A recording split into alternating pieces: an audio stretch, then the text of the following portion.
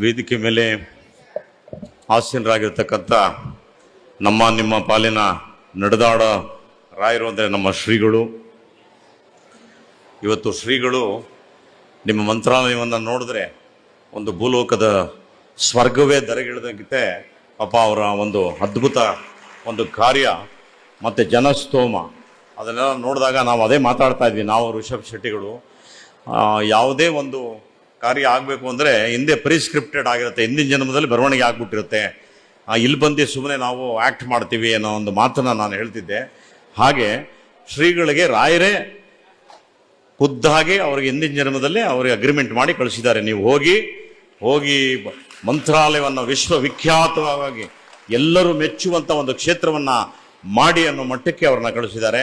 ನಾನು ಎಲ್ಲ ನನ್ನ ತಂದೆ ತಾಯಿಗಳು ರಾಯರ ಸದ್ಭಕ್ತರಲ್ಲಿ ನಾನು ಪ್ರಾರ್ಥನೆ ಮಾಡೋದಿಷ್ಟೇ, ಈ ಒಂದು ಪೀಠ ಎಂಥ ಶ್ರೇಷ್ಠವಾದ ಪೀಠ ಅಂದರೆ ಸಾಕ್ಷಾತ್ ರಾಯರು ಅಲ್ಲಿ ಕೂತು ತಾವು ಏನೇನು ಭಗವಂತನ ಒಂದು ವಿಗ್ರಹಗಳನ್ನಾಗ್ಬೋದು ಇತ್ಯಾದಿ ಏನೇನು ಪೂಜೆ ಮಾಡ್ತಾ ಇದ್ರು ಅದು ಮಾಡುವಂಥ ಯೋಗ ಇರೋದು ಆ ಒಂದು ಜಾಗದಲ್ಲಿ ಕೂತವ್ರಿಗೆ ಮಾತ್ರ.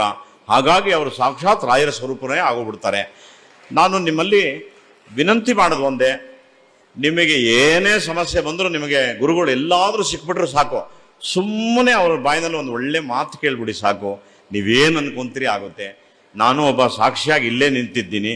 ಅವ್ರು ಯಾವಾಗ ನನಗೆ ಅರಸಿ ಏನೇನು ಹೇಳಿದಾರೋ, ಯಾರೋ ಬರ್ತಾರೆ ಒಂದು ಮೆಟ್ಲಿಟ್ಟು ಒಂದ್ಸರಿ ಹತ್ತಪ್ಪ ಮೇಲೆ ಅಂತಾರೆ, ನಾನು ಯಾರೋ ಹಿಂಗೆ ಇಟ್ಬಿಟ್ಟು ಹತ್ತಿಸ್ಬಿಟ್ರಲ್ಲ ಮೇಲೆ ಅಂತ ನೋಡ್ತೀನಿ.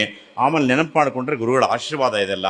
ಹಾಗಾಗಿ ಈ ಜಗತ್ತಲ್ಲಿ ಕಲಿಯುಗದಲ್ಲಿ ಕಲ್ಪತರು ಕಾಮಧೇನು ಅಂತ ಏನಾದ್ರು ಇದ್ರೆ ಅದು ರಾಯರು, ರಾಯರ ಪೀಠ, ರಾಯರ ಸರಿಸಮಾನವಾಗಿ ನಿಮ್ಮ ಮುಂದೆ ಕೂತಿರೋಂಥ ಗುರುಗಳು. ಇವತ್ತು ನಮ್ಮ ರಿಷಬ್ ಶೆಟ್ಟಿ ಅವರು ಬಂದಿದ್ದಾರೆ. ಅವ್ರ ಬಗ್ಗೆ ನನಗೆ ಎಷ್ಟು ದೊಡ್ಡ ಅಗಾಧವಾದ ಒಂದು ಆನಂದ ಇದೆ ಅಂದರೆ, ನಮ್ಮ ಒಂದು ಕನ್ನಡದ ಒಂದು ಹೆಸರನ್ನು ಇಡೀ ವಿಶ್ವಕ್ಕೆ ತಲುಪಿಸಿದಂಥ ಅದ್ಭುತ ನಟ ಆತ.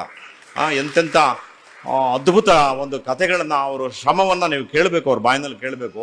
ಸಾಮಾನ್ಯವಾಗಿ ಮಾಡೋಕ್ಕಾಗೋದಿಲ್ಲ. ಆ ಥರ ಎಲ್ಲ ಸಿನಿಮಾಗಳು ಮಾಡಬೇಕು ಅಂದರು ಅದು ವಿಶೇಷವಾಗಿ ದೈವ ಪ್ರೇರಣೆ ಆಗಬೇಕು.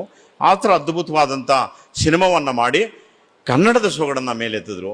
ಈಗ ಅದಕ್ಕಿನ್ನ ದೊಡ್ಡದು, ನನಗೆ ತುಂಬ ದೊಡ್ಡ ಖುಷಿಯಾಗಿದ್ದು, ನಾವು ಆಡು ಭಾಷೆಯಲ್ಲಿ ಕೇಳ್ತೀವಿ, ಹಿಂದೆ ಬರುವ ನಮ್ಮ ರಾಯರ ನೆರಳಿನಂತೆ ಹನುಮ ಅಂತ ಹನುಮನ ಚಿತ್ರವನ್ನು ಇವತ್ತು ಕೈಗೆತ್ಕೊಂಡಿದ್ದಾರೆ. ಅದು ಅವ್ರ ಬಾಯಿನಲ್ಲಿ ಕೇಳಿದಾಗ ನಂಗೆ ಇನ್ನೂ ಭಾಳ ದೊಡ್ಡ ರೋಮಾಂಚನ ಆಯಿತು. ಅವರೇ ನಿರ್ಧಾರ ಮಾಡಿ, ಇಲ್ಲ ಅದು ಹನುಮ ಎಲ್ಲಿ ಹುಟ್ಟಿದ್ದಾನೆ ಆ ಜಾಗದಲ್ಲಿ ಅದು ಆರಂಭ ಆಗಬೇಕು. ಯಾಕೆ ಅಂದರೆ ನಮ್ಮ ಹನುಮ ಕನ್ನಡಿಗ ಅನ್ನೋ ಒಂದು ಮಾತನ್ನ ಹೇಳಿದ್ರು. ಅದು ನಮಗೆ ಭಾಳ ದೊಡ್ಡ ಹೆಮ್ಮೆ ತಂದಂಥ ವಿಷಯ. ಅವರು ಕೂಡ ಈ ವೇದಿಕೆ ಮೇಲಿದ್ದಾರೆ. ಹೆಚ್ಚಿಗೆ ನಾವು ಸಮಯ ತಗೋಬಾರ್ದು.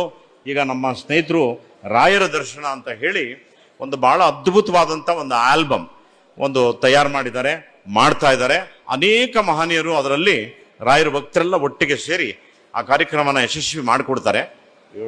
ಇರಲಿ ನಿನ್ಗೈತೆ ಪೂಜೆ. ಸೊ ಹೀಗಾಗಿ ನಿಮ್ಮಲ್ಲಿ ನಾನು ಮಾತಾಡೋ ಅಷ್ಟು ದೊಡ್ಡವನಲ್ಲ, ಆದರೆ ಗುರುಗಳು ಆದೇಶ ಮಾಡಿಬಿಟ್ರು ಮಾತಾಡಿ ಇರಬೇಕು ನೀವು ಅಂತ. ನಾನು ತಪ್ಪಿಸ್ಕೊಂಡು ಒಳಗಡೆ ಹೋಗ್ಬಿಟ್ಟಿದ್ದೆ. ಇಲ್ಲ ನೀವು ಬಂದು ಮಾತಾಡಬೇಕು ಅಂತ.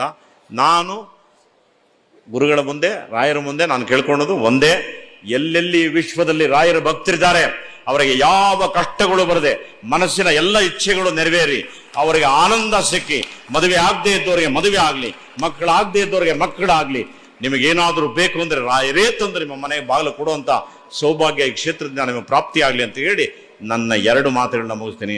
ನಮಸ್ಕಾರ, ಧನ್ಯವಾದ.